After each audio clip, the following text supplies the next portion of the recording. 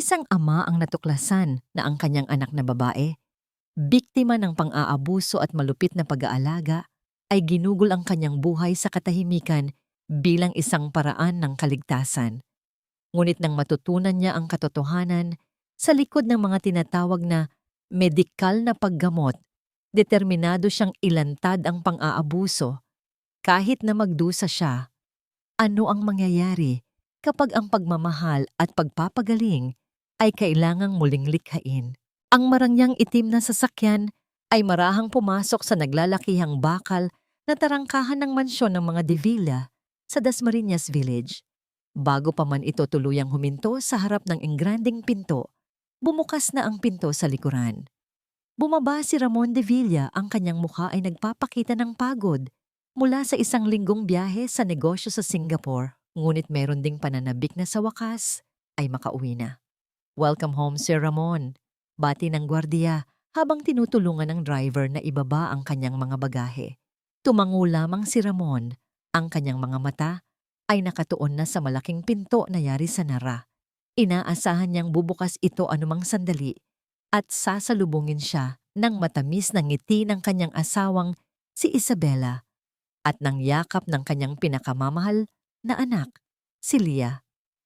Ngunit ang pinto ay nanatiling nakasara. Napakunot ang noo ni Ramon. Kakaiba.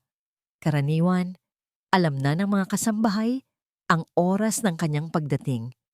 Pumasok siya sa loob, itinulak ang mabigat na pinto. Ang bumungad sa kanya ay hindi ang inaasahang mainit na pagsalubong. Katahimikan. Isang nakabibinging katahimikan ang bumalot sa malawak na foyer. Masyadong tahimik.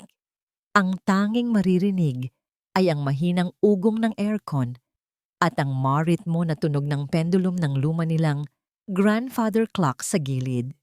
Ang amoy ng floor wax at ng mga bulaklak na nagsisimula ng malanta sa vase ay tila mas tumapang dahil sa kawalan ng ibang tunog.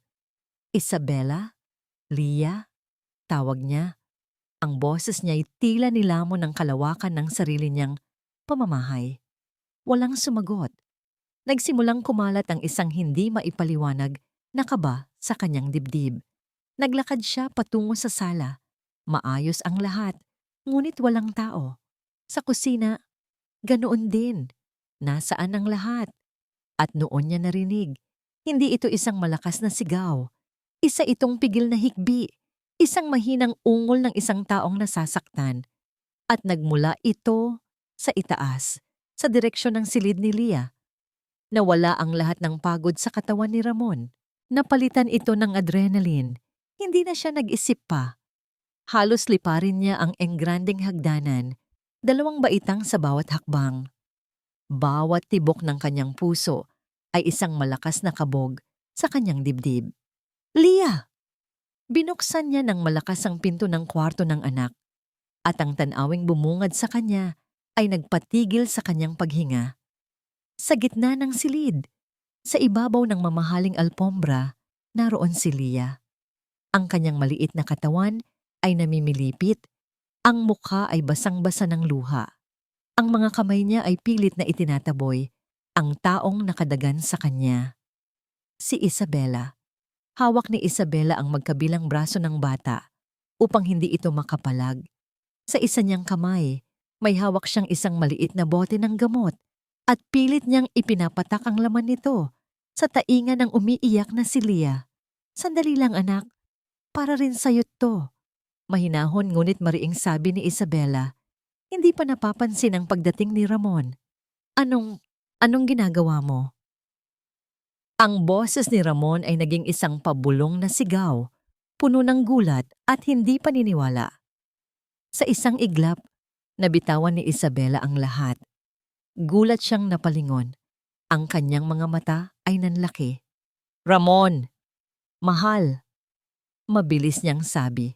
Tumayo at dalidaling lumapit sa asawa. Ngunit ang mga mata ni Ramon ay nakapako sa kanyang anak. Mabilis niyang dinaluhan si Leah. Binuhat ito at niyakap ng mahigpit. Nanginginig ang buong katawan ng bata. Ang kanyang mukha ay isinubsob nito sa dibdib ng ama. Ang mga hikbi nito ay mas lumakas na tila ngayon lang nakahanap ng lugar kung saan siya ligtas. Anong nangyayari dito, Isabela? Bakit umiiyak ang anak ko? Bakit mo siya sinasaktan? Tanong ni Ramon. Ang bawat salita ay may bigat ng galit at pagkalito. Mabilis na nagbago ang ekspresyon ni Isabela. Mula sa pagkagulat, naging pag-aalala ito. Lumapit siya. Ang muka ay puno ng pagsisisi at pagod. Mahal, salamat sa Diyos at dumating ka. Hindi ko na alam ang gagawin ko. Sabi niya, ang boses ay malambing at puno ng hinanakit. Tingnan mo. Itinuro niya ang namumulang tainga ni Lia. Malala ang ear infection niya. Inireseta ito ni Dr. Alcaraz pero ayaw niyang inumin ng gamot.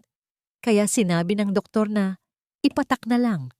Pero nagpupumiglas siya. Nasasaktan akong nakikita siyang ganito. Pero kailangan niyang gumaling. Ang paliwanag ni Isabela ay malinaw, lohikal, at puno ng pagmamalasakit ng isang ina.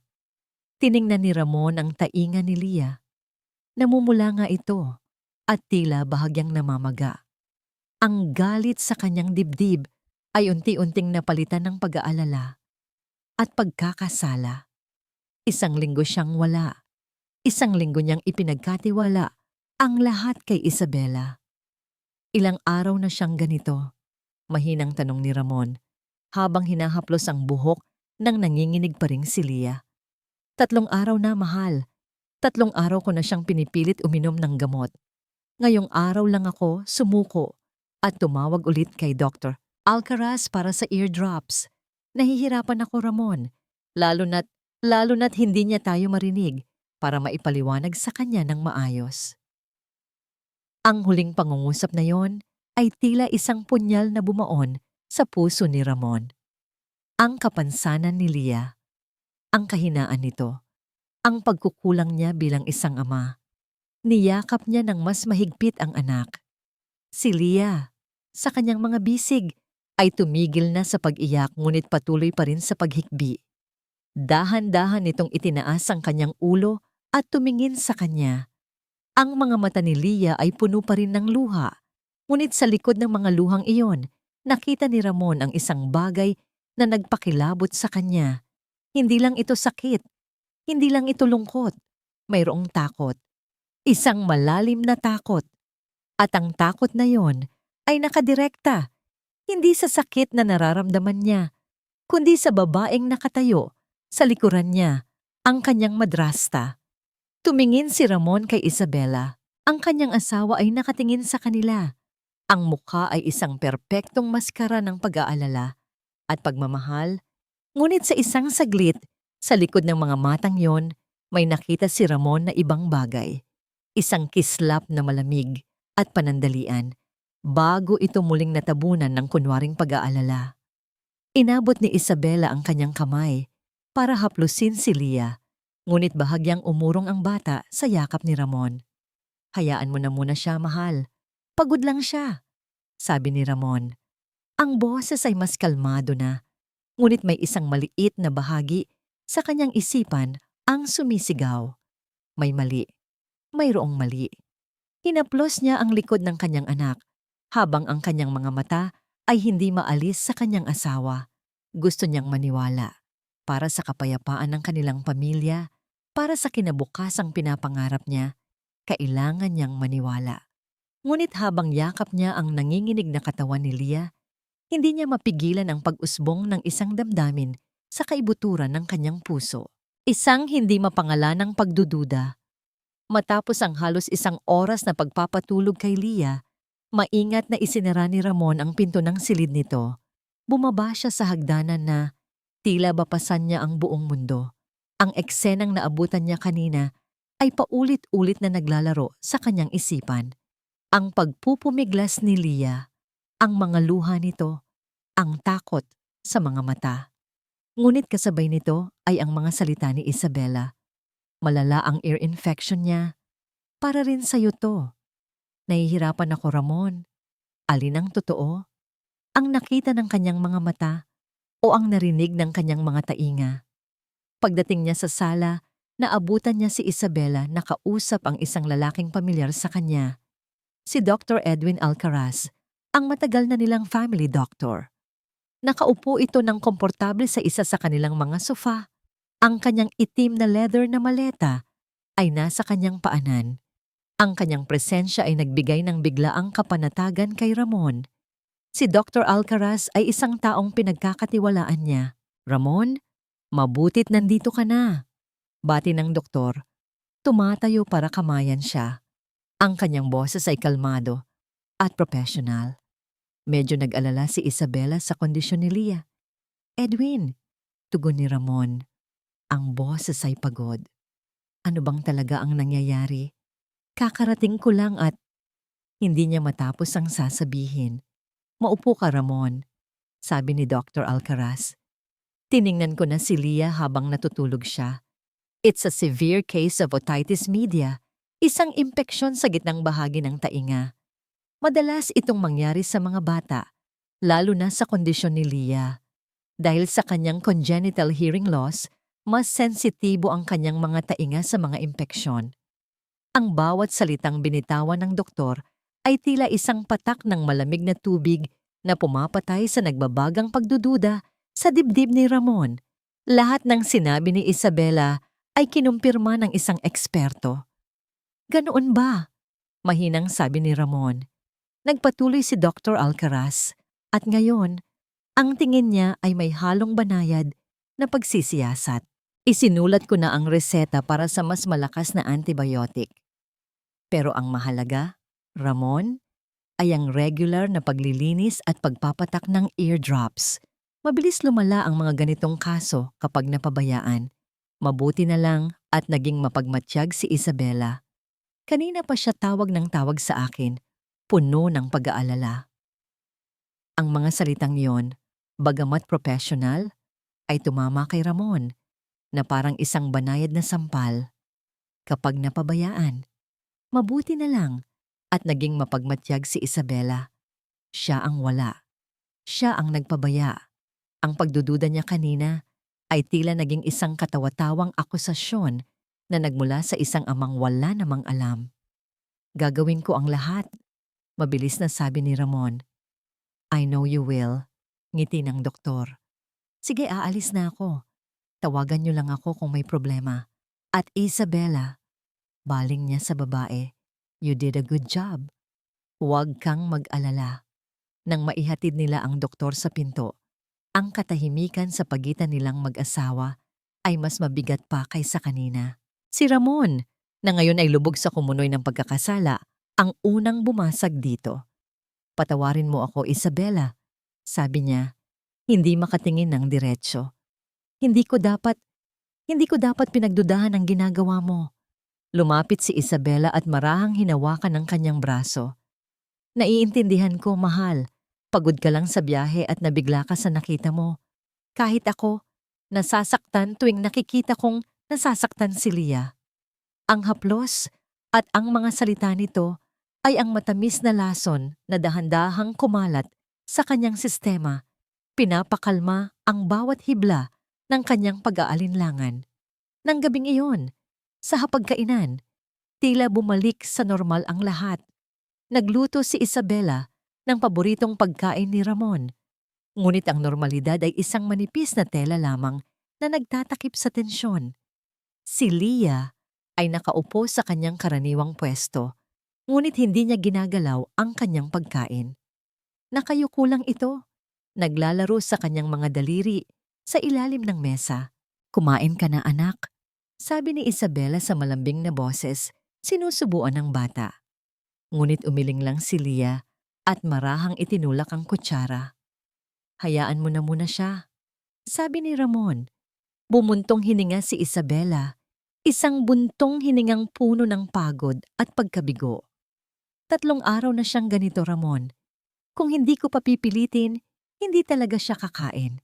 Mahirap, pero para sa kanya, gagawin ko ang lahat. Ang gusto ko lang naman ay mapabuti siya." Muli, naramdaman ni Ramon ang pamilyar na kirot ng pagkakasala. Habang siya ay nasa malayo at nagpapakasasa sa trabaho, ang asawa niya ay nahihirapan mag-isa. Matapos ang hapunan, nagtungo si Ramon sa kanyang study. Kailangan niya ng sandali para sa sarili. Ang kanyang mga mata ay napadako sa isang silver-framed na litrato sa kanyang mesa. Siya at ang kanyang yumaong asawa, si Clara. Noong bago pa sila ikasal, masaya sila, puno ng pangarap. Bigla niyang naalala ang isang gabi, ilang buwan bago pumanaw si Clara. Nakaupo sila sa beranda, pinagmamasdan ang natutulog na si Leah. Ramon, bulong ni Clara, mangako ka sa akin. Ano man ang mangyari, huwag mong hahayaang maramdaman ni Leah na nag-iisa siya. Ang mundo niya ay tahimik na. Siguraduhin mong ang puso niya ay laging puno ng pagmamahal. Isang mainit na likido ang namuo sa kanyang mga mata. I failed you, Clara. Bulong niya sa hangin. I failed our daughter. Isang mainit na kamay ang marahang humaplos sa kanyang balikat.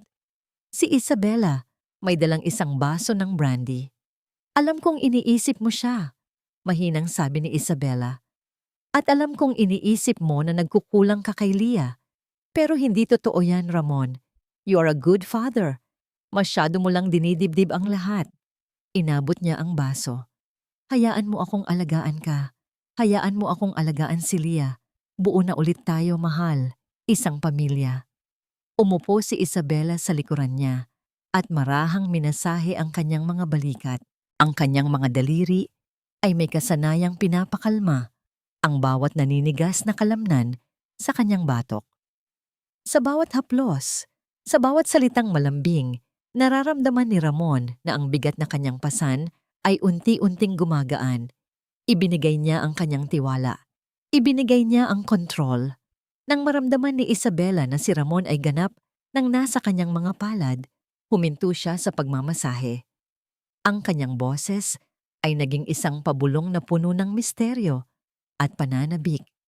Mahal, simula niya, may kailangan akong sabihin sa'yo. Humarap si Ramon. Ang mukha ay nagtatanong. Ngumiti si Isabella, isang nangiting hindi pa niya nakikita dati. Isang nangiting naghahalo ng saya, pag-iingat at tagumpay. Isang balita, sabi niya, na magpapabago sa lahat. Ang mga salita ni Isabella ay nanatiling nakabitin sa hangin, puno ng pangako at misteryo. Hinawakan niya ang kamay ni Ramon at marahan itong dinala sa kanyang tiyan. Ang init ng kanyang palad ay lumapat sa manipis na tela ng kanyang damit. Isang kilos na simple, ngunit puno ng kahulugan. Ramon, bulong niya, ang boses ay nanginginig sa pinipigilang emosyon. Magkakaroon na tayo ng sarili nating anak. Saglit na hindi nakakilos si Ramon. Ang kanyang isipan ay tila huminto sa pag-ikot. Sinusubukang iproseso ang kanyang narinig. Anak? Isang anak? Mula sa gubat ng pagkakasala at pagdududa na bumabalot sa kanya sa mga nagdaang oras, isang sinag ng liwanag ang biglang tumagos. Ano? Hindi na nagsalita pa si Isabella. Sa halip, kinuha niya ang isang maliit na sobre mula sa ibabaw ng katabing mesa at iniabot ito kay Ramon. Nanginginig ang mga kamay ni Ramon nang buksan niya ito. Ang kanyang mga mata ay napako sa isang larawan, itim at puti, medyo malabo, ngunit hindi maikakaila ang hugis na naroon. Isang maliit na tuldok ng buhay, ang hugis ng isang pangarap, isang ultrasound picture. 2 months, sabi ni Isabella, ang mga luha ng kaligayahan ay nagsisimula ng mamuo sa kanyang mga mata. Nalaman ko lang noong 1 linggo. Gusto sana kitang sorpresahin sa pag-uwi mo. Ang lahat ng tensyon sa katawan ni Ramon ay biglang naglaho, napalitan ng isang damdaming matagal na niyang hindi naramdaman. Purong pag-asa. Ang balitang ito ay hindi lang isang balita. Ito ay isang pangako. Isang pagkakataon para muling buuin ang kanilang pamilya. Isang pagkakataong maging mas mabuting ama. Isang bagay na pakiramdam niya ay nabigo siyang gawin para kay Leah. Niyakap niya ng mahigpit si Isabella. Ibinaon ang kanyang mukha sa buhok nito. Salamat, bulong niya. Ang boses ay basag. Salamat, Isabela. Ito na ang simula. Ang bagong simula na kailangan nila. Kinabukasan, ibang-iba ang aura sa mansyon. Naghanda si Isabela ng isang espesyal na almusal para ipagdiwang ang magandang balita. Kahit si Leah ay tila nakakaramdam ng pagbabago, mas kalmado na ito marahil ay dahil sa masayang ngiti na hindi maalis sa labi ng kanyang ama. Dapat tayong magdiwang ngayong gabi, masayang sabi ni Ramon habang umiinom ng kape. Kahit tayong tatlo lang, isang maliit na salo-salo para sa pagdating ng bagong miyembro ng pamilya De Villa. Pumalakpak si Isabela sa tuwa. Magandang ideya yan, mahal. Ako na ang bahala sa lahat. Nang gabing iyon, ang hapagkainan ay pinalamutian ng mga kandila at sariwang bulaklak. Ngunit ang munting selebrasyon ay hindi naging ayon sa plano. Habang naghahapunan, sinubukan ni Leah na tulungan ang kanyang ama sa pagbubuhos ng tubig sa baso nito. Ngunit dahil sa kanyang pagkabata, nadulas ang pitsel sa kanyang maliliit na kamay. Ang malamig na tubig ay tumapon, hindi sa mesa, kundi sa puting bestida ni Isabela. Isang matinis na hininga ang pinakawalan ni Isabela. Ang reaksyon ay mabilis at hindi inaasahan. Napatayo siya na parabang napaso. Ang kanyang mga mata ay nanlalaki habang nakatingin sa basang bahagi ng kanyang damit. Ang nangiti sa kanyang labi ay naglaho, napalitan ng isang malamig na maskara ng pagkabigla at inis. Natigilan si Leah. Nanigas siya sa kanyang kinauupuan. Ang mga mata ay puno ng takot. Ang pitsel ay nahulog mula sa kanyang kamay at gumulong sa sahig. Isabela, tubig lang yan. Mabilis na sabi ni Ramon, tumatayo para kumuha ng table napkin. Ngunit tila hindi siya narinig ni Isabela. Naku, ang damit ko, sabi nito. Ang boses ay may bahid ng pait. Paborito ko pa naman ito. Tumingin siya kay Leah at sa isang saglit, ang tingin na yon ay puno ng paninisi. Isabela, I'm sorry. Bulong ni Ramon. Mabilis na kumurap si Isabela na tila natauhan. Agad niyang pinalitan ang kanyang ekspresyon ng isang pilit ng ngiti. Ayos lang mahal. Aksidente lang. Medyo nabigla lang ako. Binalingan niya si Leah na nakayuko pa rin. It's okay, Leah. Don't worry about it. Ngunit ang pinsala ay nagawa na. Ang natitirang bahagi ng hapunan ay binalot ng isang hindi komportableng katahimikan. Nang gabing iyon, habang naghahanda sila para matulog, umupo si Isabela sa gilid ng kama. Ang likod ay nakaharap kay Ramon. Narinig niya ang mahina nitong paghikbi. Mahal, anong problema? Tanong ni Ramon. Lumalapit. Humarap si Isabela, ang muka ay basang-basa ng luha. Natatakot ako, Ramon. Saan ka natatakot? Sa nangyari kanina, sabi niya. Ang boses ay nanginginig. Hindi ko sinisisi si Leah. Alam kong aksidente lang yon. Pero, paano kung hindi tubig ang natapon? Paano kung may masamang nangyari? Buntis ako, Ramon. Sensitibo ang kalagayan ko.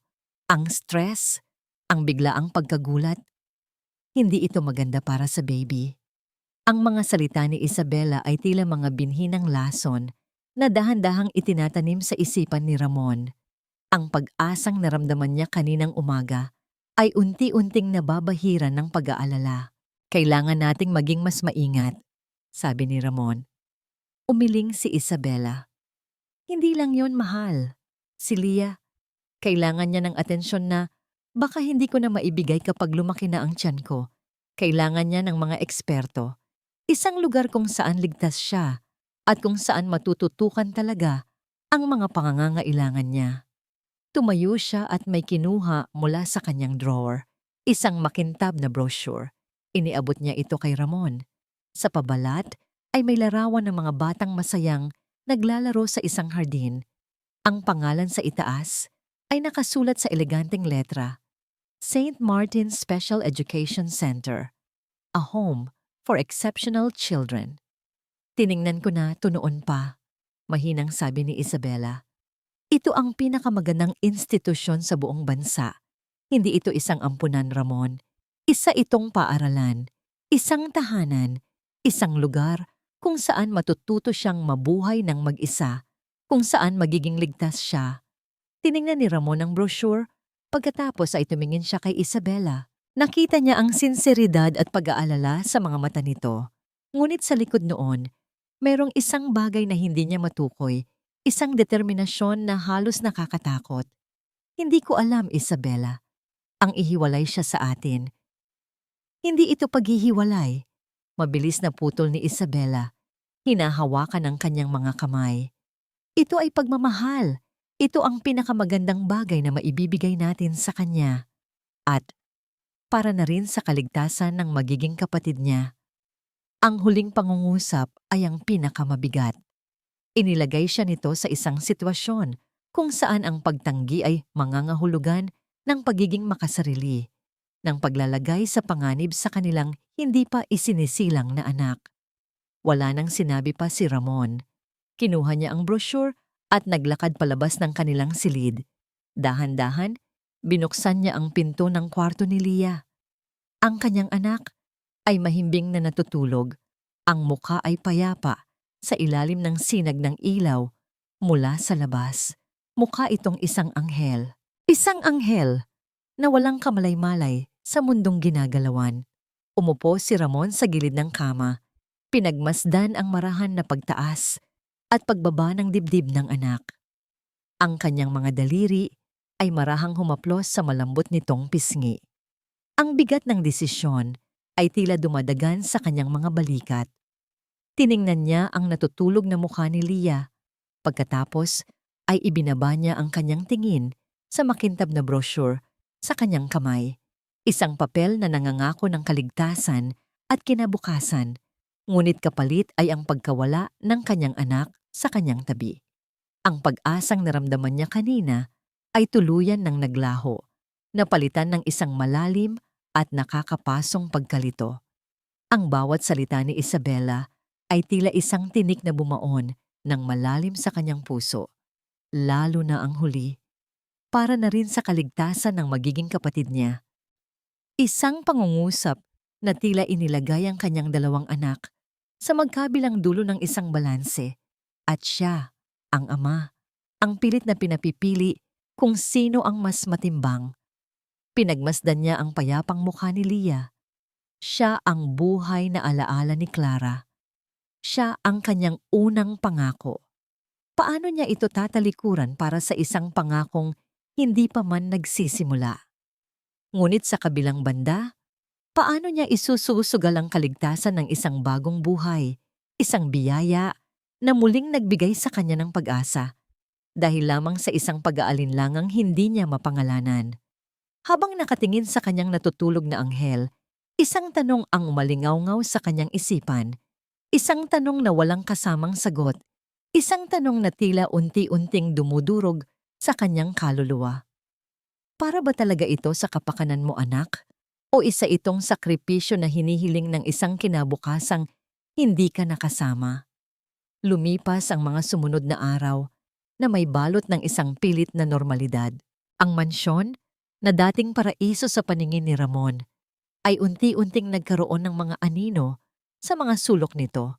Mga aninong hindi niya nakikita noon, ngunit ngayon ay hindi na niya maaaring ipagsawalang bahala. Ang usapan tungkol sa St. Martin's ay pansamantalang isinantabi, ngunit ito'y tila isang bomba na naghihintay lang ng tamang oras para sumabog. Si Ramon ay nagsikap na maging isang mas mapagmasid na ama.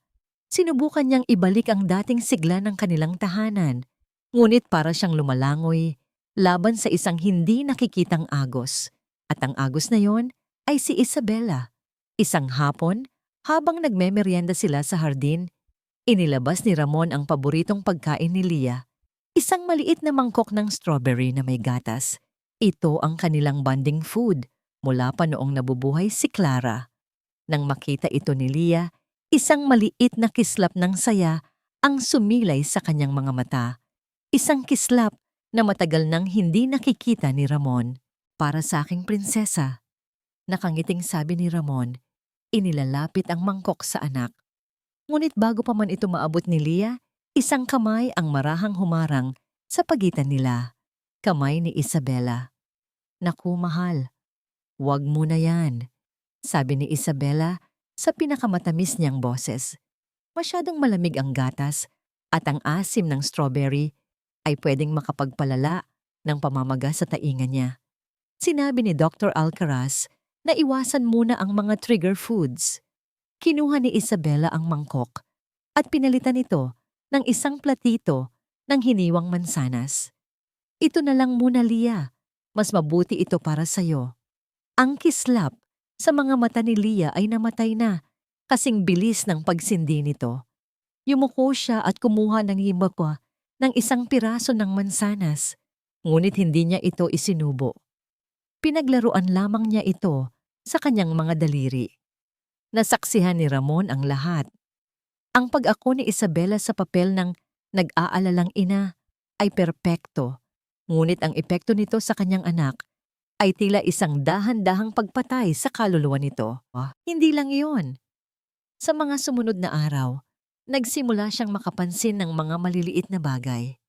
Isang umaga, habang tinutulungan niyang magbihis si Leah, nakita niya ang isang maliit at bilugang pasa sa braso nito, bahagyang natatakpan ng manggas ng damit.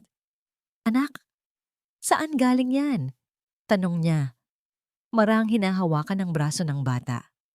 Agad na binawi ni Leah ang kanyang braso na para bang natatakot at mabilis na ibinaba ang manggas. Umiling lang ito at hindi tumingin sa kanya.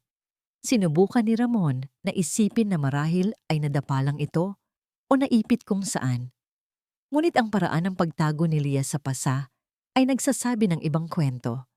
Nang hapong iyon, habang hinahanap niya ang isang libro sa silid-aralan ni Leah, napansin niya ang isang bagay sa ilalim ng kama. Isang manika, ang paboritong manika ni Leah na regalo pa ni Clara. Ngunit hindi ito basta nakatago. Sira ito. Ang isang braso ay tanggal at ang magandang bestida nito ay punit. Tila ito sinadyang sirain at pagkatapos ay itinago para hindi makita. Dinampot niya ang sirang manika at isang malamig na kaba ang gumapang sa kanyang dibdib. Hindi ito gawa ng isang simpleng paglalaro. Ito ay gawa ng galit.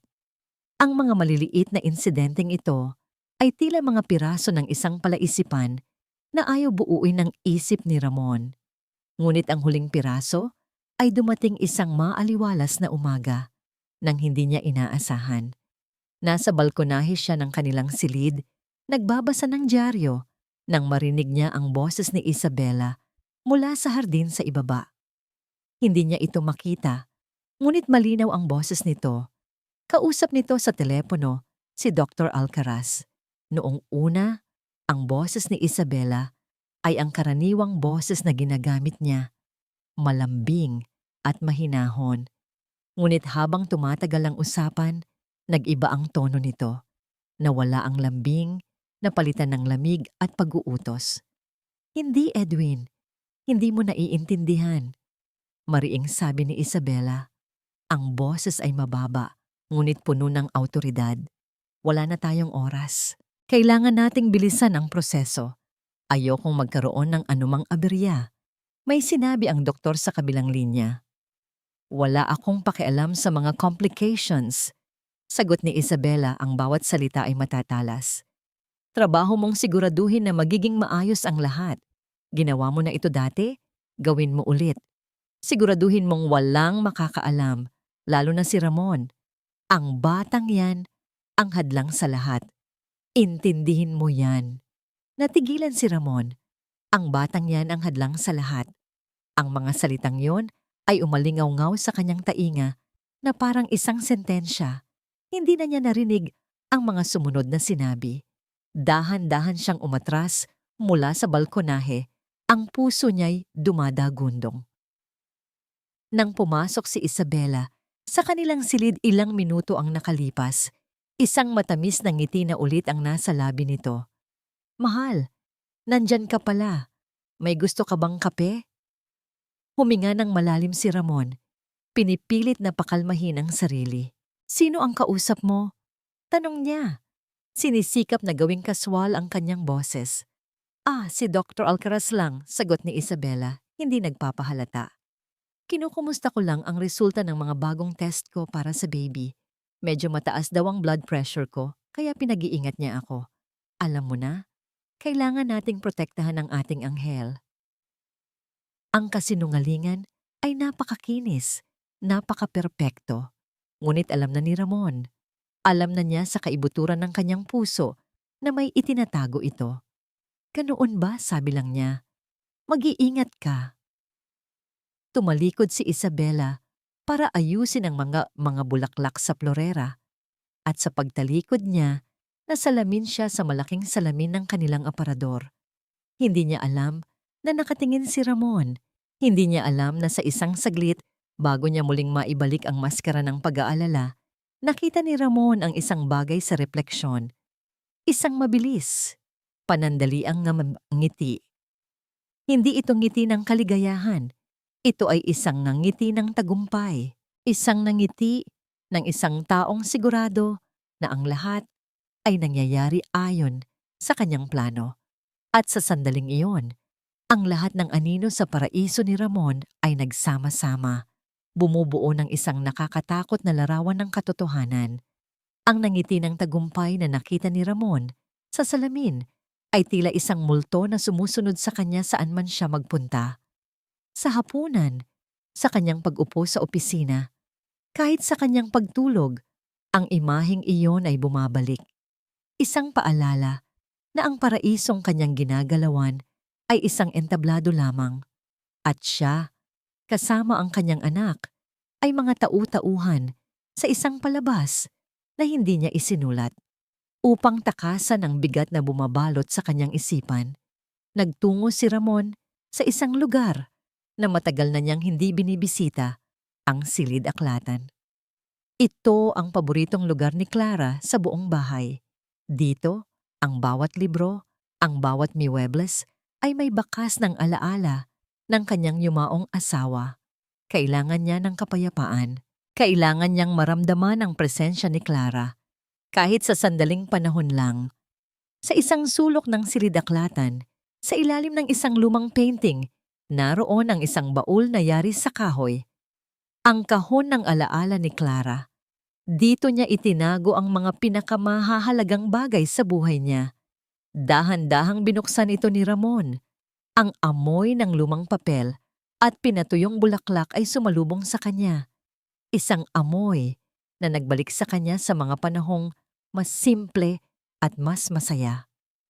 Sa loob, naroon ang mga sulat niya para kay Clara, mga litrato ng kanilang kasal, ang unang sapatos ni Lia. Bawat bagay ay isang hiwa ng nakaraan, isang patunay ng isang pag-ibig na totoo. Habang marahan niyang hinahawi ang mga bagay sa loob, isang bagay na matigas ang kanyang nahawakan sa ilalim. Isa itong maliit at lumanang tape recorder. Naalala niya ito. Regalo niya ito kay Clara noong bago pa ito nanganak kay Lia. Mahilig kumanta si Clara at naisip ni Ramon na magandang paraan ito para i-record niya ang kanyang mga kanta para sa kanilang magiging anak. Ngunit sa paglipas ng panahon at sa pagdating ng mas modernong teknolohiya, nakalimutan na nila ito. May isang cassette tape na nakalagay pa sa loob dahil sa kuryosidad at sa pagnanais na muling marinig ang tinig ng kanyang asawa. Pinindot ni Ramon ang play button. Isang mahinang kaluskos ang unang narinig, kasunod ng pamilyar na ugong ng isang lumang tape na umiikot. At pagkatapos, mula sa maliit na speaker, isang himig ang nagsimulang tumugtog. Isang himig na tila nanggaling sa langit. Ito ang tinig ni Clara. Kinakanta niya ang isang oyayi, isang kantang siya mismo ang sumulat para kay Lia. Ang boses niya ay malambing, puno ng pagmamahal, isang tunog na kayang pakalmahin ang kahit anong bagyo. Napapikit si Ramon, hinayaan ang sarili na malunod sa alaala. Ang sakit ng pangungulila ay bumalik. Ngunit kasama nito ay ang init ng pagmamahal na hindi kailanman naglaho. Hindi niya namalayan na si Leah pala ay pumasok sa silid-aklatan at tahimik na umupo sa isang sulok, naglalaro ng kanyang mga daliri. Para sa kanya, ang silid ay tahimik, gaya ng dati. Ngunit habang ang kanta ni Clara ay umabot sa pinakapamilyar na bahagi nito, isang bagay na himala ang nangyari. Huminto si Leah sa paglalaro. Dahan-dahan, itinaas niya ang kanyang ulo. Ang kanyang mga mata, na karaniwang walang focus, ay tila naghahanap ng isang bagay. Ang kanyang ulo ay marahang umikot papunta sa direksyon kung saan nanggagaling ang tunog. Natigilan si Ramon. Pinanood niya ang kanyang anak. Ang kanyang paghinga ay napigil. Imposible. Paanong?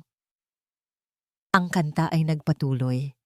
At si Leah, sa unang pagkakataon, sa loob ng maraming buwan, ay nagpakita ng isang malinaw na reaksyon. Ang kanyang mga mata ay nanlaki sa pagkamangha. Tumayo siya, dahan-dahan, na tila hinihila ng isang hindi nakikitang puwersa. Nagsimula siyang maglakad. Ang bawat hakbang ay maingat. Ang bawat hakbang ay patungo sa luma at maliit na tape recorder na nasa kandungan ni Ramon. Nang makalapit siya, itinaas niya ang kanyang maliit na kamay at marahang idinampi ang kanyang daliri sa speaker ng tape recorder kung saan lumalabas ang musika. Isang maliit na ngiti ang sumilay sa kanyang mga labi. Isang totoong ngiti. Sa sandaling iyon, ang mundo ni Ramon ay gumuho at muling nabuo. Ang mga salita ni Isabela. Ang diagnosis ni Dr. Alcaraz, ang malalang impeksyon, ang pangangailangan para sa eardrops. Ang lahat ng iyon ay bumalik sa kanya na parang isang malakas na sampal. Hindi, bulong ni Ramon sa sarili. Ang mga luha ay nagsisimula nang mamuo sa kanyang mga mata. Hindi ito luha ng kalungkutan, kundi luha ng isang nakakikilabot na pagkatuklas. Hindi bingi ang anak ko. Hindi siya ganap na bingi. Ang lahat ng ito, ang pag-iyak ni Leah tuwing pinipilit siyang gamutin, ang takot sa kanyang mga mata, ang kanyang pag-urong kay Isabela. Hindi ito dahil sa sakit. Ito ay dahil sa gamot. Ang gamot na ibinibigay ni Isabela ang siyang nananakit sa kanya. Ang lahat ng ito ay isang kasinungalingan, isang malaki, nakakasuklam, at napakaplanadong kasinungalingan. Nang matapos ang kanta, ang katahimikan ay bumalik. Ngunit hindi na ito ang dating katahimikan. Ito ay isang katahimikang puno ng katotohanan. Tumingin si Leah sa kanya. Ang kanyang mga mata ay nagtatanong, puno ng pag-asa. Niyakap ni Ramon, ang kanyang anak, ng napakahigpit, na para bang natatakot siyang may kumuha dito. Hinaplos niya ang buhok nito.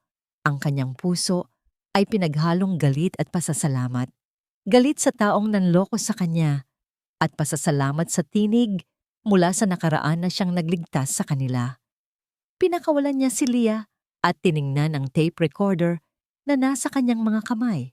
Kung nagsinungaling si Isabela tungkol dito, ano pa ang ibang mga kasinungalingan na kanyang itinago?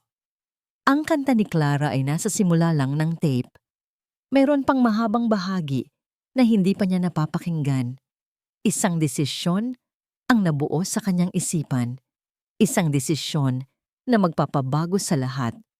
Kailangan niyang malaman ang buong katotohanan. Muli niyang pinindot ang isang button, ngunit hindi ang stop.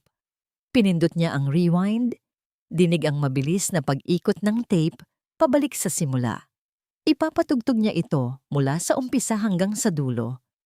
Hindi niya alam na sa kanyang gagawin, hindi lang ang tinig ni Clara ang kanyang maririnig, kundi ang isang usapan na magiging susi sa pagbagsak ng isang demonyong nag-aanyong anghel. Matapos ihatid si Leah sa kanyang silid, bumalik si Ramon sa silid-aklatan. Isinara niya ang mabigat na pinto. Tinitiyak na walang sino man ang makakarinig, walang sino man ang makakaistorbo sa kanya. Ang maliit na tape recorder ay nakapatong sa malaking mesa na gawa sa mahogany, tila isang munting bagay na naglalaman ng isang napakalaking lihim. Umupo siya. Ang kanyang puso ay kumakabog ng malakas sa kanyang dibdib. Huminga siya ng malalim at pinindot ang play button. Muli, ang mahinang kaluskos. At pagkatapos, ang pamilyar na tinig ni Clara, kumakanta ng oyayi. Ngunit ngayon, hindi na ito nagdulot ng kapayapaan kay Ramon. Ang bawat nota ay tila isang babala, isang paghahanda para sa kung anumang kasinungalingan ang kanyang matutuklasan. Pinakinggan niya ang buong kanta, ang bawat salita, ang bawat himig. Nang matapos ito, isang mahabang katahimikan ang sumunod. Halos 10 segundo ng purong hiss mula sa tape. Akala niya ay iyon na ang dulo. Akala niya ay baka nagkamali lang siya ng hinala. Ngunit pagkatapos ng katahimikan, isang ibang tunog ang narinig niya. Ang mahinang tunog ng pagbukas ng pinto. At pagkatapos, isang boses. Ang boses ni Isabela. Sigurado ka bang walang nakakita sa'yo? Ang boses ay mas bata, mas presko, ngunit walang duda. Ito ang boses ng kanyang asawa. May kausap ito. Isang boses ng lalaki ang sumagot. Pamilyar din. Oo, walang problema. Maingat ako. Pero sigurado ka ba talaga sa plano mo, Isa? Masyadong delikado to. Nanigas si Ramon sa kanyang kinauupuan. Ang boses ng lalaki, si Dr. Edwin Alcaraz. Ang pag-uusap na ito ay lumana. Marahil ay nai-record ilang buwan na ang nakalipas noong mga panahong nagsisimula pa lang ang kanilang relasyon. Marahil ay naiwan lang ni Clara na bukas ang recorder nang hindi sinasadya. Pinilit ni Ramon na pakalmahin ang sarili. Nakinig siyang mabuti. Bawat salita ay tila isang karayom na tumutusok sa kanyang pagkatao. Narinig niya ang pagtawa ni Isabela, isang tawang malamig at walang kagalakan. Delikado? Mas delikado ang bumalik sa hirap, Edwin. Alam mo yan. At itong si Ramon, masyadong bulag sa pagmamahal. Madali lang tong laruin. Isang malakas na dagundong ang narinig ni Ramon sa loob ng kanyang tainga. Ang mga salitang iyon, sinabi sa isang tono na puno ng panunuya, ay isang sampal sa kanyang mukha. Pero ang bata? Tanong ni Dr. Alcaraz. Paano si Lia? Siya ang tagapagmana. Hindi mo makukuha ang lahat hanggat nandyan siya. Isang sandaling katahimikan ang muling namagitan. At ang sumunod na sinabi ni Isabela ang siyang tuluyang gumuho sa mundo ni Ramon. Huwag kang mag-alala sa bata. Malamig na sabi ni Isabela. Mayroon akong plano para sa kanya. Unti-untiin natin. Gagawa tayo ng mga medical records na magpapakitang lumalala ang kondisyon niya. Palalabasin natin kailangan niya ng espesyal na gamot. Isang gamot na ikaw mismo ang gagawa. Isang gamot na hindi makakasakit ng husto, pero sapat para maging miserable ang buhay niya. Sa tamang panahon, si Ramon na mismo ang magkukulong sa anak niya sa isang institusyon. At kapag nangyari yon, hindi na kailangang tapusin pa ni Isabela ang sasabihin. Malinaw na ang lahat. Ang bawat piraso ng palaisipan ay nagkabit-kabit, bumubuo ng isang larawan ng kasamaan na hindi niya kailanman inakala. Ang impeksyon, ang gamot, ang pag-iyak ni Lia, ang mga pasa, ang sirang manika, ang pagpipilit na ipadala siya sa St. Martin's, ang pagpapanggap na buntis. Lahat ay bahagi ng isang napakatusong plano. Hindi ito tungkol sa pagmamahal. Hindi ito tungkol sa pamilya, ito ay tungkol sa pera, sa kayamanan. At si Lia, ang kanyang inosenteng anak, ay isang hadlang lamang na kailangang alisin. Naramdaman ni Ramon ang pag-akyat ng isang nagniningas na galit mula sa kaibuturan ng kanyang kaluluwa. Isang galit na dalisay, isang galit na kayang pumatay. Sinapok niya ang mesa, ang kanyang mga kamao ay puting-puti na sa sobrang diin.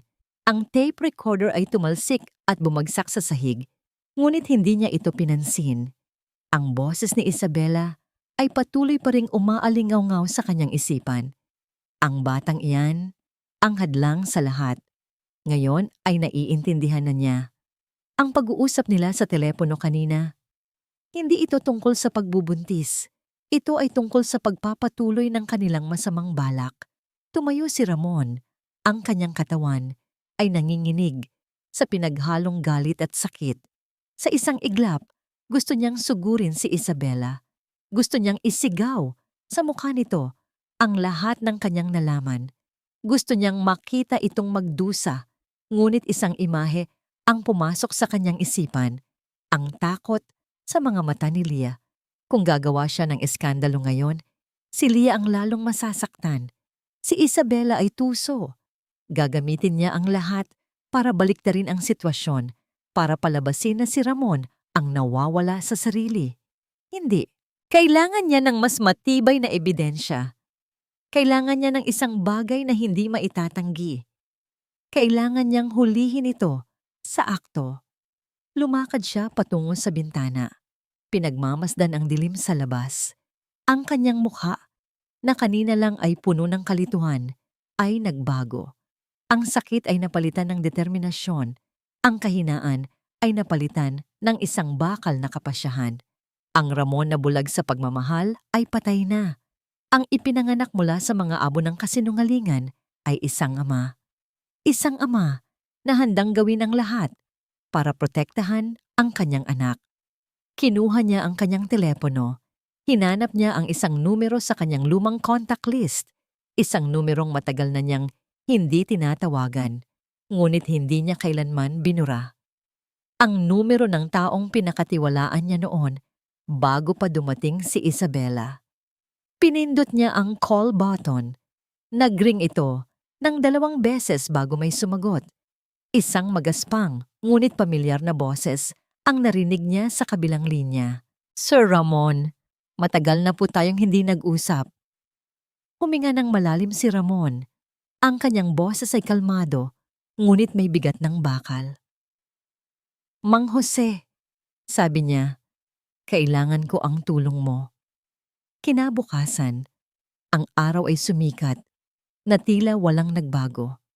Ngunit para kay Ramon, ang liwanag na dala nito ay hindi na nakakasilaw. Sa halip, nagsilbi itong ilaw na lalong nagpatingkad sa bawat kasinungalingang bumabalot sa kanyang pamamahay. Nagkita sila ni Mang Jose sa isang maliit at hindi gaanong mataong kapihan sa isang sulok ng Makati. Si Mang Jose, ang dati niyang pinuno ng seguridad, ay isang lalaking nasa mga 50 anyos. May matipunong pangangatawan at mga matang nakakabasa ng higit pa sa nakikita. Pinagkatiwalaan niya itong umalis sa serbisyo ilang buwan matapos dumating si Isabela sa mungkahi na rin ng kanyang asawa. Ngayon, naiintindihan na ni Ramon kung bakit. Ano po ang maitutulong ko, Sir Ramon? Tanong ni Mang Jose matapos umorder ng kape. Ang kanyang boses ay puno ng respeto, ngunit ang kanyang mga mata ay puno ng pag-usisa. Inilabas ni Ramon ang tape recorder at ipinarinig ang buong pag-uusap. Habang tumutugtog ang tape, pinanood ni Ramon ang reaksyon ni Mang Jose. Mula sa pagiging kalmado, ang kanyang mukha ay unti-unting nagpakita ng hindi paniniwala na nauwi sa isang mahigpit na pagkuyom ng kanyang mga panga. Nang matapos ang recording, isang mabigat na katahimikan ang namayani sa kanilang pagitan. Walang hiya, mahinang sabi ni Mang Jose, ang boses ay nanginginig sa galit. Alam ko na noon pa man, sir, may kakaiba sa babaeng yan. Ang mga tingin niya kay Ma'am Lia, hindi tingin ng isang ina. Ang mga salita ni Mang Jose ay isang kumpirmasyon na hindi siya nag-iisa sa kanyang hinala. Kailangan ko ng tulong mo, Jose. Seryosong sabi ni Ramon. Kailangan nating patunayan ang lahat ng ito. Kailangan natin ng ebidensya na hindi niya matatangihan. Ano po ang plano ninyo, sir? Magpapanggap ako, sabi ni Ramon. Ang kanyang mga mata ay nagpapakita ng isang malamig na determinasyon. Magpapanggap akong wala pa ring alam. Magpapatuloy ako sa pagiging isang bulag na asawa, isang nag-aalalang ama. Sasang-ayon ako sa kanyang mga gusto. Kasama na ang pagtingin sa St. Martin's. Kailangan nating isipin niya na nasa kanya pa rin ang kontrol. Habang ginagawa niyo yan, dugtong ni Mang Jose, kailangan nating makakuha ng pruweba, isang video, isang litrato. Kahit ano na magpapakita ng ginagawa niya kay Ma'am Lia. Doon nila binuo ang plano. Kinabukasan, isang van na may nakasulat na Expert Aircon Services ang pumarada sa harap ng mansyon. 2 lalaki ang bumaba, parehong nakauniporme. Ang isa ay si Mang Jose. Ang isa pa ay isang pinagkakatiwalaan niyang tauhan na eksperto sa teknolohiya. Mahal, ano yan? Tanong ni Isabela habang pinapanood sila mula sa bintana. Nagpatawag ako ng maglilinis ng mga aircon. Kaswal na sagot ni Ramon. Medyo maalikabok na. Para na rin sa kalusugan mo at ng baby. Ang sagot na yon ay sapat na para mawala ang anumang pagdududa ni Isabela. Sa katunayan, isang maliit na ngiti ng kasiyahan ang sumilay sa kanyang labi. Ang kanyang plano ay umaayon. Si Ramon ay nagiging mas maalalahanin sa kanyang pagbubuntis, habang ang isang trabahador ay abala sa paglilinis ng aircon sa sala. Si Mang Jose naman ay umakyat sa silid ni Lia. Sa loob ng 10 minuto, gamit ang mga espesyal na kagamitan, maingat niyang naikabit ang isang high-definition, pin-sized camera sa isang lugar na hindi mapapansin. Sa loob ng isang maliit na butas sa smoke detector na nasa kisame, ito ay may perpektong anggulo para makita ang buong silid, lalo na ang kama ni Lia. Ang lahat ng ito ay pinanood ni Ramon mula sa isang app sa kanyang telepono. Ang bawat segundo ay tila isang oras. Ang bawat tunog ay nagpapakaba sa kanya. Nang matapos ang trabaho at makaalis na ang van, si Ramon ay naiwang mag-isa sa kanyang opisina. Hawak ang telepono na ngayon ay nagsisilbing kanyang mga mata sa loob ng silid ng kanyang anak. Ang pag-arte ay nagsimula. Nang gabing iyon, sa hapagkainan, ipinakita ni Ramon ang kanyang pinakabagong maskara. Isabela, sabi niya, habang inilalapag ang kanyang mga kubyertos. Pinag-isipan ko ang sinabi mo at sa tingin ko ay tama ka. Nag-angat ng tingin si Isabela. Ang kanyang mga mata ay nagpakita ng pananabik. Tinawagan ko ang St. Martin's kanina. Pagpapatuloy ni Ramon. Nag-set ako ng appointment para bisitahin natin ang lugar sa susunod na linggo. Gusto kong makita kung magiging maganda nga ba ang kalagayan ni Lia doon. Isang malapad na ngiti ang gumuhit sa mukha ni Isabela. Ang kanyang tagumpay ay halos abot kamay na. Lumapit siya kay Ramon at niyakap ito. Salamat, mahal. Salamat sa pag-unawa. Ginagawa natin to para sa kanya. Para sa ating lahat.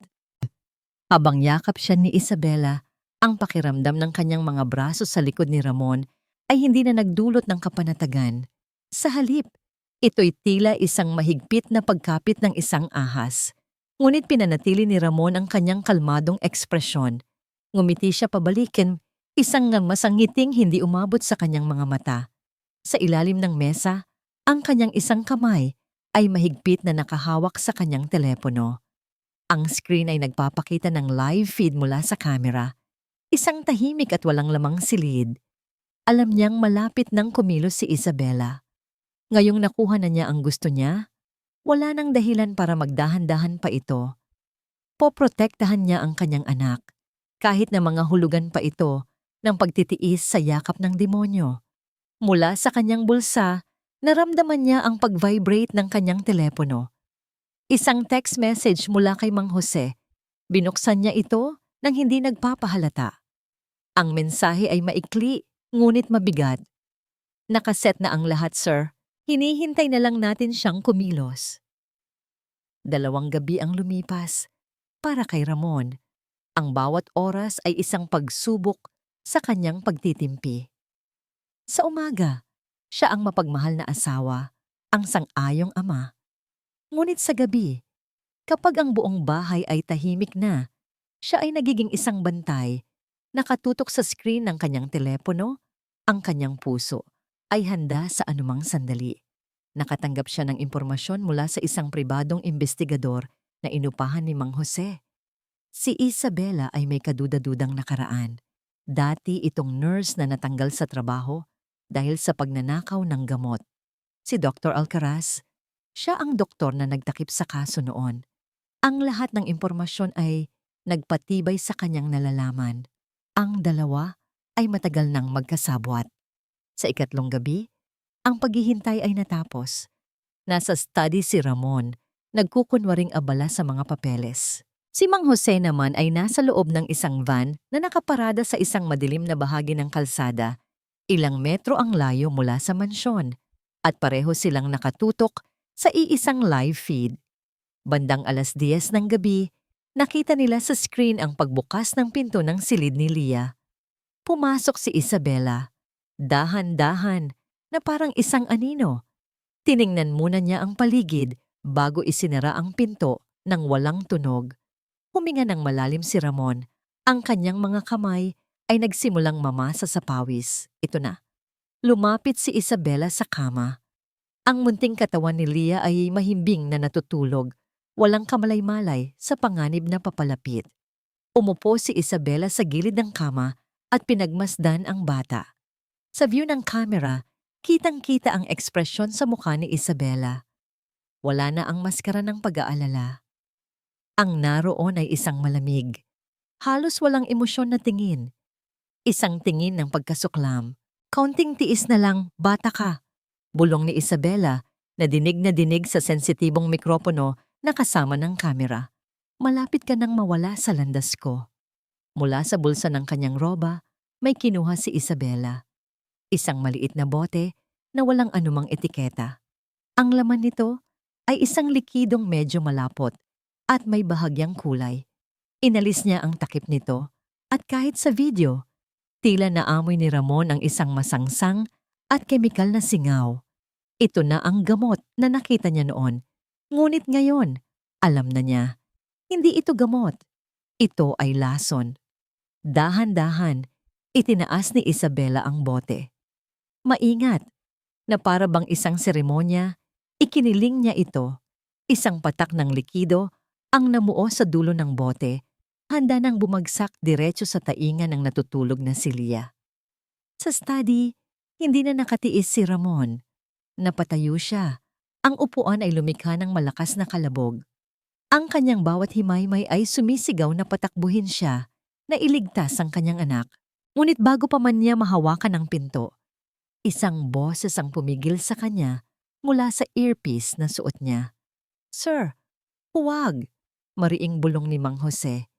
"Kailangan nating makuha ang mismong pagpatak.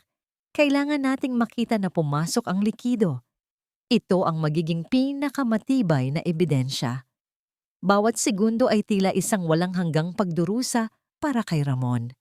Pinanood niya na walang magawa. Habang ang patak ng lason ay nanginginig sa dulo ng bote, 1 milimetro na lang ang layo mula sa kanyang anak. Ngunit bago pa man ito tuluyang bumagsak, isang ingay mula sa labas ng bahay, isang asong tumahol, ang bahagyang gumulat kay Isabela. Napaurong siya ng kaunti. Tila nagbago ang kanyang isip. Mabilis niyang isinara ang bote at ibinalik sa kanyang bulsa. Tiningnan niya muli si Lia, umiling at tahimik na lumabas ng silid. Huminga ng maluwag si Ramon, ngunit ang ginhawa ay panandalian lamang. Nakuha nila ang pagtatangka. Ngunit sapat na ba yon? Ilang minuto ang lumipas. Bumukas ang pinto ng kanyang study. Pumasok si Isabela, ang kanyang roba ay perpektong nakasuot. Ang kanyang mukha ay kalmado na muli. Ngunit may kakaiba sa kanyang mga mata. Isang uri ng pagkadismaya. Isang uri ng pagmamadali. "Ramon, gising ka pa pala," sabi niya. "Marami lang inaasikaso." Sagot ni Ramon. Pinipilit na itago ang panginginig ng kanyang boses. Lumapit si Isabela sa kanyang mesa. Naglabas siya ng isang folder at inilapag ito sa harap ni Ramon. Mga papeles mula sa St. Martin's. I need you to sign this. Ngayon na, sabi niya. Ang kanyang boses ay hindi na nagtatanong. Ito ay isang utos. Bakit kailangang madaliin? Sabi ko, bibisitahin muna natin. Wala na tayong oras para dyan. Putol ni Isabela. Ang kanyang boses ay tumaas ng bahagya. Kanina, habang tinitingnan ko si Leah, napansin kong medyo mainit siya. Tumawag ako kay Edwin. Sabi niya, baka lumalala na talaga ang impeksyon. Kailangan na nating kumilos, Ramon, bago pa mahuli ang lahat. Isa na namang kasinungalingan. Ngunit ngayon, alam na ni Ramon ang tunay na dahilan ng kanyang pagmamadali. Naramdaman niyang malapit na siyang mabuko. Hindi ako pipirma hanggat hindi ko nakikita ang lugar. Matigas na sabi ni Ramon. Ang mukha ni Isabela ay biglang nagbago. Ang lambing ay tuluyang naglaho, napalitan ng isang malamig at mapanganib na ekspresyon. Umupo siya sa upuan, sa harap ng mesa, tumitig ng diretso sa kanyang mga mata. Ramon, sabi niya sa isang mababa at kinokontrol na boses. Sa tingin ko ay hindi mo naiintindihan ang sitwasyon. Itong pagbubuntis ko, delikado. Ang stress na ibinibigay mo sa akin sa pagiging matigas ng ulo mo ay nakakasama sa bata, sa ating anak. Inilapit niya ang folder at isang mamahaling pluma. Kaya bibigyan kita ng isang huling pagkakataon. Pipirmahan mo yan ngayon at bukas na bukas din. Ihahatid natin si Leah sa St. Martin's. Magkakaroon tayo ng isang mapayapang pamilya. At kung hindi, hamon ni Ramon, ang kanyang puso ay dumadagundong. Isang matalim na ngiti ang sumilay sa labi ni Isabela. Isang nangiting mas nakakatakot kaysa sa anumang sigaw. Kung hindi, sabi niya, aalis ako sa pamamahay na, dala-dala ang magiging anak mo at sisiguraduhin ko sa tulong ni Dr. Alcaraz at ng kanyang mga medical records na malalaman ng buong mundo kung anong klaseng pabayang ama ka. Isang ama na hinayaang mabulok ang sariling anak sa sakit dahil sa sarili niyang kapridehan. Sa huli, kukunin din siya ng social services at maiwan kang mag-isa, wasak, at kinamumuhian ng lahat. Isang ultimatum. Isang bitag na walang labasan. Inilagay ni Isabela ang lahat ng baraha sa mesa. Kung pipirma siya, isusuko niya ang kanyang anak sa kapahamakan. Kung hindi siya pipirma, mawawala sa kanya ang lahat at si Leah ay mapupunta pa rin sa mas masahol na kalagayan. Lahat ng kanyang pinaghirapan, ang pagkuha ng ebidensya, ang pagpapanggap, ay tila gumuho sa isang iglap. Kahit may video siya ng pagtatangka, kayang-kaya itong baliktarin ni Isabela. Sasabihin din nitong naglalagay lang siya ng tunay na gamot. At si Ramon, na nawawala sa sarili, ang gumagawa ng kwento. Nawala ang lahat. Tiningnan niya ang mukha ng babaeng minsan niyang pinangarap na makasama habang buhay at ang nakita niya ay isang halimaw. Nakangiti pa rin si Isabela. Ang pluma ay nakaturo sa linya kung saan siya dapat pumirma. Pumili ka, Ramon, bulong nito, na para bang isang ahas na handa nang tumuklaw. Ang kinabukasan ng pamilya natin o ang isang pagkakamali na habang buhay mong pagsisisihan, ang Grand Ballroom ng The Peninsula Manila ay kumikinang sa ilalim ng mga naglalakihang chandelier. Daan-daang mga pinakamayayamang personalidad sa Pilipinas, mga negosyante, politiko at socialite, ang naroroon. Lahat ay nakasuot ng kanilang pinakamagagarang kasuotan. Ito ang taunang charity gala ng De Villa Corporation, isang gabi ng pagbibigay at pagpapakitang gilas. Sa gitna ng lahat, si Isabela Reyes de Villa ang tunay na bituin. Nakasuot siya ng isang mamahaling pulang bestida na bumabagay sa kanyang perpektong figura.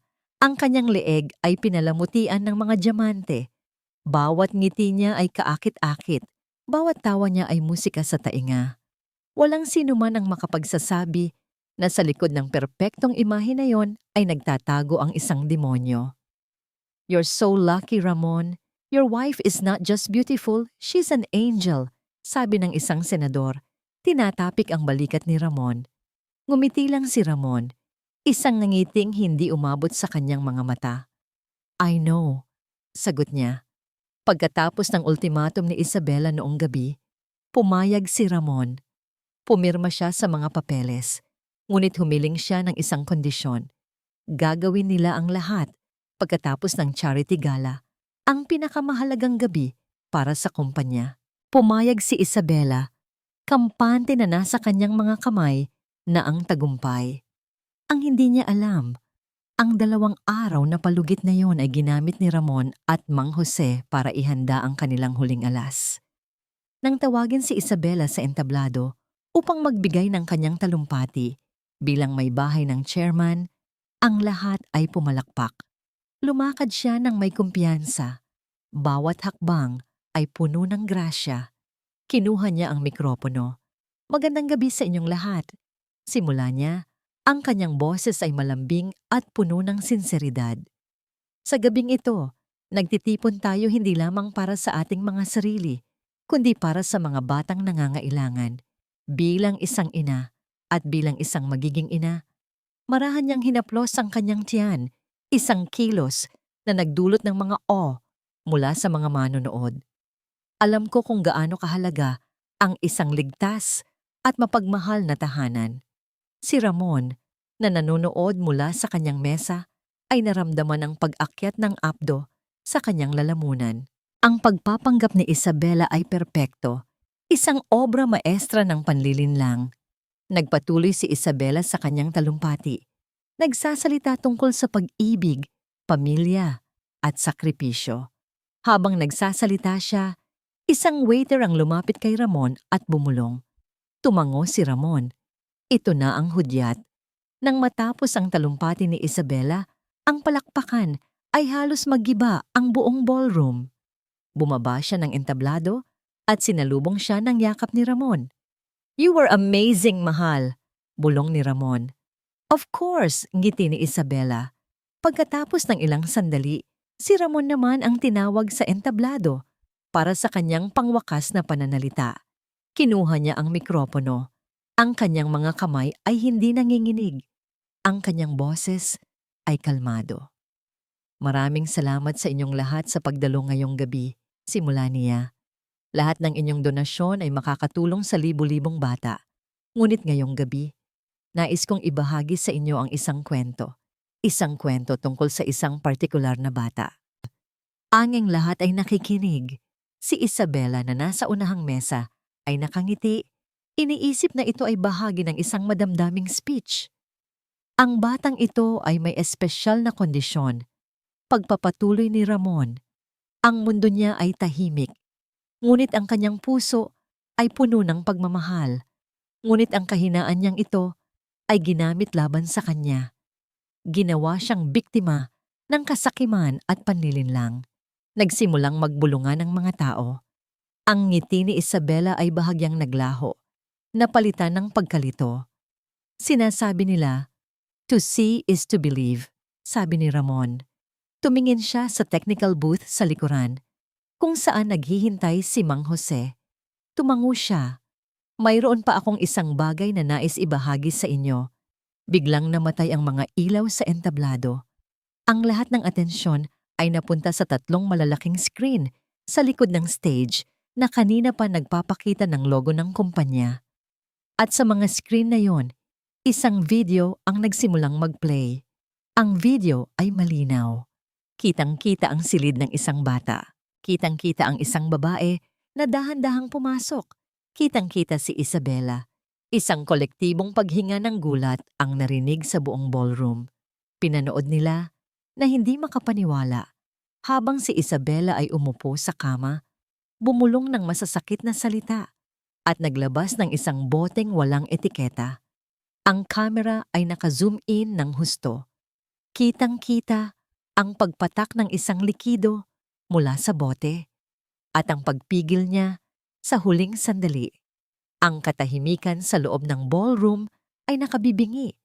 Ang tanging maririnig ay ang audio mula sa video. Ang pagtahol ng aso At pagkatapos, wala na. Nang matapos ang video, bumalik ang mga ilaw. Ang lahat ng mga mata ay nakatuon sa iisang tao, si Isabela. Nakatayo siya sa tabi ng kanyang mesa, ang kanyang mukha ay kasing putla ng multo. Ang kanyang bibig ay bahagyang nakabukas sa gulat. Ang kanyang mga mata ay nanlalaki sa hindi paniniwala at takot. Ang maskara ng perpektong anghel ay tuluyan ng nabasag. Inilalantad ang halimaw sa ilalim nito. Ano? Ano to? Nanginginig niyang sabi, tumitingin kay Ramon na nasa entablado pa rin. Ramon, anong kalokohan to? Ngunit bago pa man makasagot si Ramon, bumukas ang mga pinto sa likuran ng ballroom. Pumasok ang ilang unipormadong pulis, kasama si Mang Jose at 2 babaeng social worker. Ang bulungan ay naging isang malakas na pag-uusap. Ang mga kamera ng media na naroon para i-cover ang gala ay nagsimulang mag-flash. Kinukunan ang bawat anggulo ng eksena. Hindi totoo yan, sigaw ni Isabela. Ang kanyang boses ay nagiging desperado. Edited yan! Isang paninira! Ramon, sabihin mo sa kanila. Bumaba si Ramon mula sa entablado. Lumakad siya ng dahan-dahan. Ang kanyang mga mata ay hindi inaalis kay Isabela. Walang galit sa kanyang mukha. Tanging isang malalim na awa at pagkadismaya. Tapos na ang laro, Isabela. Kalmado niyang sabi. Lumapit ang mga pulis. Mrs. Isabela de Villa, iniimbitahan ka namin sa presinto para sa ilang katanungan, sabi ng hepe ng pulisya. Doon na tuluyang nawala sa sarili si Isabela. Ang kanyang pagiging sopistikada ay naglaho, napalitan ng isang mabangis na hayop na nasukol. Walang hiya ka, Ramon! Sigaw niya.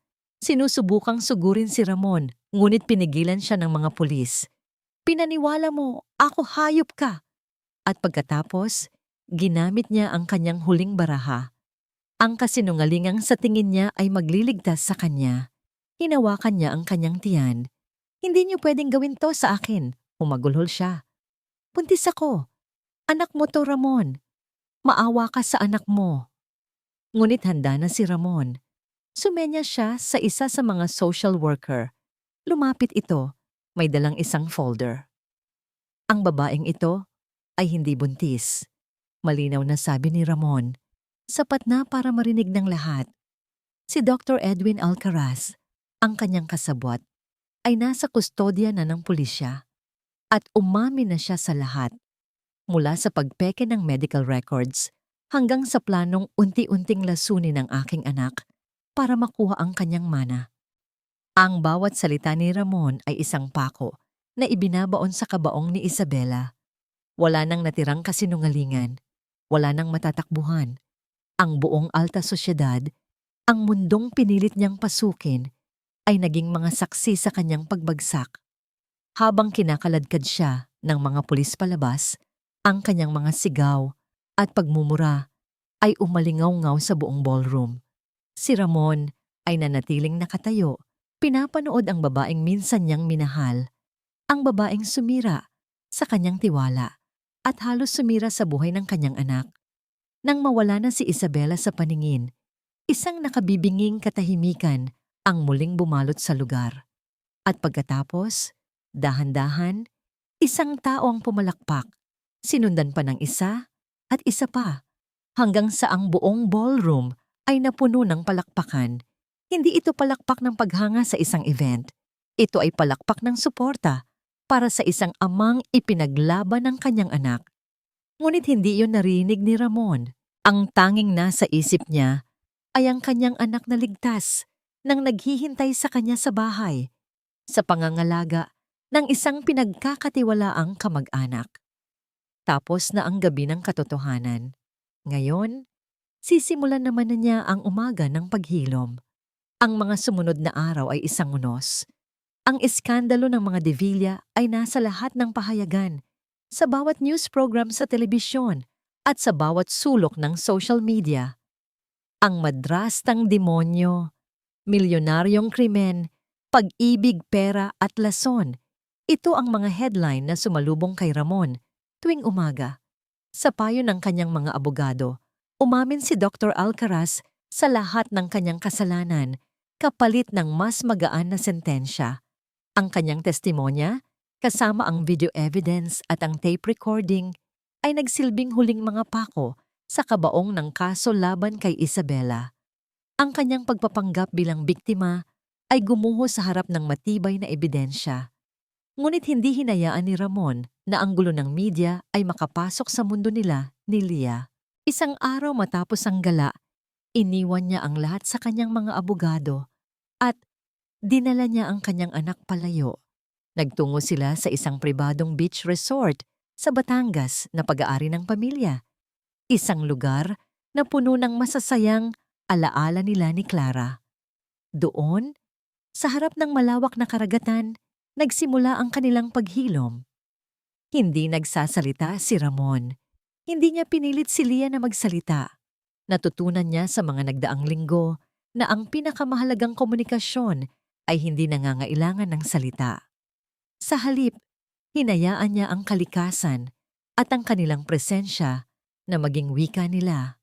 Sa unang araw, magkalayo silang umupo sa buhanginan. Si Leah ay abala sa pagguhit sa buhangin gamit ang isang patpat habang si Ramon ay pinapanood lang siya mula sa malayo. Mayroong isang hindi nakikitang pader sa pagitan nila. Isang pader na gawa sa takot, trauma at mga buwan ng panlilinlang.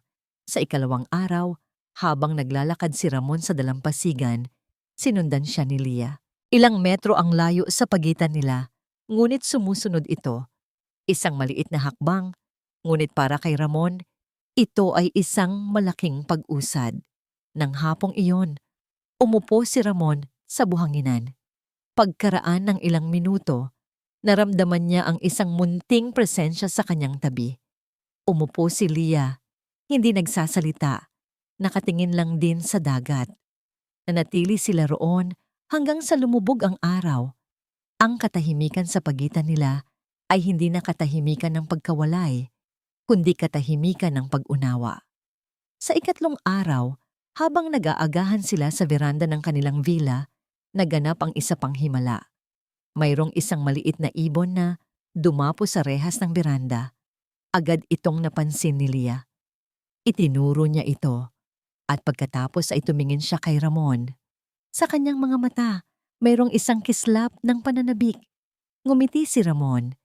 Isang tunay, taos-pusong ngiti. Kumuha siya ng kapirasong tinapay at marahang inilagay sa palad ni Leah. Sinensyasan niya itong i-offer sa ibon. Nanginginig noong una. Dahan-dahang inilahad din ni Leah ang kanyang palad. Lumipad ang ibon. Kinuha ang tinapay at muling lumipad palayo. Isang malinaw at mahinang tawa ang kumawala sa mga labi ni Leah. Ang tunog na yon, ang tawa ng kanyang anak. Ito ay mas matamis pa sa kahit anong musika na narinig ni Ramon sa buong buhay niya. Para itong isang bukal ng tubig sa gitna ng isang disyerto. Napuno ng luha ang kanyang mga mata, ngunit hindi niya ito pinigilan. Hinayaan niyang dumaloy ang mga ito, mga luha ng pasasalamat, ng ginhawa, at ng walang katapusang pagmamahal. Doon, sa ilalim ng sikat ng araw sa Batangas, ang pader sa pagitan nila ay tuluyan ng gumuho. Nang hapong iyon, habang magkahawak kamay silang naglalakad sa dalampasigan, may itinuro si Leah. Sa loob ng luma at halos hindi na ginagamit na clubhouse ang resort, mayroong isang bagay na nakakuha ng kanyang atensyon. Isang grand piano na nababalutan ng puting tela. Tila isang natutulog na higante sa gitna ng silid. Hinigit ni Leah ang kamay ng kanyang ama. Ang kanyang mga mata ay puno ng isang kakaibang pananabik. Isang hiling na hindi niya masabi sa salita. Tiningnan ni Ramon ang piano. Pagkatapos ay tumingin siya sa kanyang anak. Sa mga mata ni Leah, nakita niya hindi lamang ang kuryosidad, kundi isang paghahanap. Isang paghahanap para sa isang bagong paraan upang ipahayag ang sarili. Isang bagong wika na hindi nangangailangan ng pandinig. Tumango si Ramon. Ngumiti siya. Sige anak, Bulong niya, kahit alam niyang hindi siya maririnig nito. Tingnan natin. Habang papalapit sila sa clubhouse, hindi alam ni Ramon na hindi lang isang lumang piano ang kanilang natagpuan. Natagpuan nila ang simula ng kanilang bagong kabanata. Isang kabanata na isusulat hindi sa pamamagitan ng mga salita, kundi sa pamamagitan ng musika ng kanilang mga puso. Maalikabok ang loob ng lumang clubhouse. Ang amoy ng dagat ay humalo sa amoy ng kahoy na matagal nang hindi nasisikatan ng araw. Ngunit para kina Ramon at Leah, ang lugar na yon ay naging isang santuwaryo. Dahan-dahang inalis ni Ramon ang puting telang nakabalot sa grand piano. Ang itim na kintab nito ay medyo kumupas na, ngunit nananatili pa rin ang dati nitong gilas. Umupo si Ramon sa harap ng piano at marahang pinindot ang isang tipa. Isang malinaw at buong tunog ang umalingaw-ngaw sa loob ng tahimik na silid. Tumingin siya kay Leah. Ang bata ay nakatayo sa kanyang tabi. Ang mga mata ay nakapako sa mga gumagalaw na martilyo sa loob ng piano. Nakikita niya ang mekanismo. Nakikita niya ang sanhi ng tunog, ngunit hindi niya ito naririnig. Sinubukan ni Ramon na mag-isip. Paano? Paano niya maipaparamdam sa anak ang ganda ng musika? Naalala niya ang isang bagay na sinabi minsan ni Clara. Ang musika, mahal, ay hindi lang tunog. Ito ay panginginig. Ito ay damdamin. Tumayo siya at lumapit kay Leah. Kinuha niya ang maliit na kamay nito at marahang ipinatong sa makinis na kahoy sa gilid ng piano, malapit sa mga bass strings. Dito anak, bulong niya. Umupo siyang muli at pinindot ang isang mababang nota. Isang malakas at may vibration na tunog ang lumabas. At sa sandaling iyon, nagbago ang lahat. Nanlaki ang mga mata ni Leah, hindi dahil sa nakita niya, kundi dahil sa naramdaman niya. Sa ilalim ng kanyang munting palad, naramdaman niya ang isang malakas na panginginig, isang alon ng enerhiya na gumapang mula sa piano, paakyat sa kanyang braso hanggang sa umabot sa kanyang puso. Tumingin siya sa kanyang ama. Ang kanyang muka ay puno ng pagkamangha at hindi paniniwala. Ngumiti si Ramon. Ito na. Ito ang kanilang wika. Muli niyang pinindot ang isang tipa, isang mas mataas na nota naman. Ang vibration ay mas mabilis at mas pino. Ipinatong ni Leah ang kanyang kabilang kamay. Pumikit siya na tila sinusubukang lasapin ang bawat panginginig. Nagsimulang tumugtog si Ramon. Hindi isang komplikadong piyesa. Isang simpleng himig lang ang uyayi na isinulat ni Clara para kay Leah. Hindi niya ito kinanta. Hinayaan niyang ang piano ang kumanta para sa kanila. Habang tumutugtog siya, ang mga daliri ni Leah ay marahang gumagalaw sa ibabaw ng piano. Sinusundan ang bawat pagbabago sa vibration mula sa malakas at mabagal na panginginig ng mga bass notes hanggang sa mabilis at magaan na panginginig ng mga treble. Isang ngiti ang sumilay sa kanyang mga labi. Isang mangiting puno ng purong kagalakan. Hindi niya naririnig ang musika, ngunit nararamdaman niya ito. Nararamdaman niya ang pagmamahal na ibinubuhos ng kanyang ama sa bawat tipa. Nararamdaman niya ang alaala ng kanyang ina sa bawat nota. Doon, sa loob ng maalikabok na clubhouse, sa saliw ng mga alon mula sa labas, natagpuan ng mag-ama ang kanilang nawawalang koneksyon. Hindi sa pamamagitan ng salita, hindi sa pamamagitan ng pandinig, kundi sa pamamagitan ng mga panginginig ng pagmamahal na dumadaloy mula sa isang lumang piano.